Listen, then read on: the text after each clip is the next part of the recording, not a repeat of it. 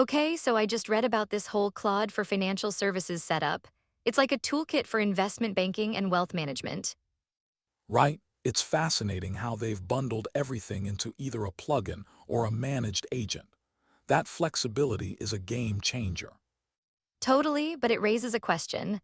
How do we ensure that these tools don't overstep into providing actual financial advice? That's an interesting point. They explicitly state that their agents draft work products, but don't make recommendations or execute transactions.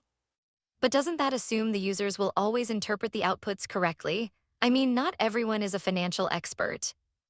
Exactly. There's definitely a risk of misinterpretation. Users still need to verify everything before acting on it. So it's like having a really smart assistant, but you have to double check its work. I can see how that could lead to some complications. For sure. And think about the implications for compliance. If someone misuses the data, who holds the responsibility? That's the big question. It seems like a gray area. But also, what about the variety of agents they offer? There's a pitch agent, market researcher, and more.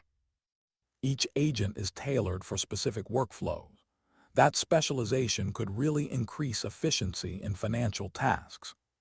Right? It's like if you had a personal assistant for every financial task you could think of. But how adaptable are they? They're designed to be customizable. You can tune the prompts and skills to fit the firm's specific processes. That's super cool, but I wonder how steep is the learning curve for firms trying to implement this.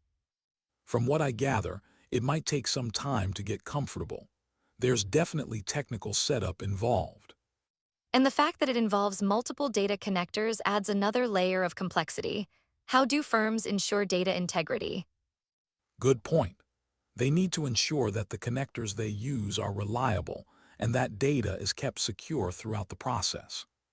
But think about it, if it all works seamlessly, the potential for speed and efficiency is mind-blowing. Absolutely. Imagine reducing hours of analysis into just minutes. That could shift how firms operate completely. And it could mean that smaller firms can compete with bigger ones, right? More access to advanced tools. Exactly.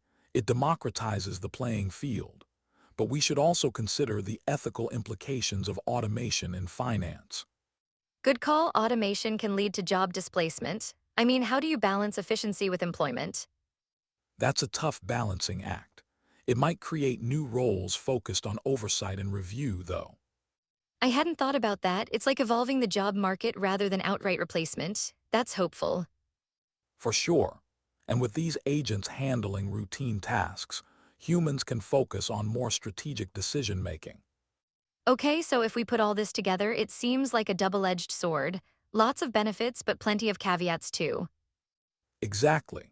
We need to keep an eye on how these tools are used to ensure they enhance rather than complicate financial processes. And with that complexity, I guess it's a reminder that tech can't replace human judgment entirely. Right? It's a partnership. Tech facilitates, but critical thinking remains essential in finance. This has been such an eye-opener. I'm curious about how firms will adapt to this technology moving forward. Same here. It'll be fascinating to watch how the industry evolves in response to these advancements. And it makes me wonder what kind of regulations might emerge around this. There's just so much to consider. Definitely. If a technology impacts financial decision-making, you can bet regulators will want to weigh in.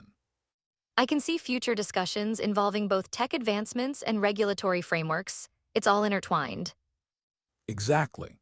And that could shape the ethics of how financial services operate in the digital age. You know, this whole conversation really emphasizes how important it is to stay informed and adaptable. Absolutely. It's all about striking that balance between innovation and maintaining ethical standards. So what's next for us to consider? I mean, what's the one takeaway from all this? I think it's the importance of critical engagement with technology. It's not just about adopting new tools. Exactly, it's about ensuring those tools serve the greater good and align with our values. And maybe the bigger question is, how do we prepare the workforce for this changing landscape? Absolutely, the education system might need to evolve to include more tech-savvy finance training. That's a great point. Financial literacy will shift as tech evolves, and we all have to keep pace. I love how this conversation has unfolded. It's refreshing to see the layers of complexity in this topic. I agree, it's all about curiosity, right? The more questions we ask, the more we discover. So true, let's keep digging into these topics and see what else we can uncover together. Definitely. Here, as to more explorations into the future of finance and technology.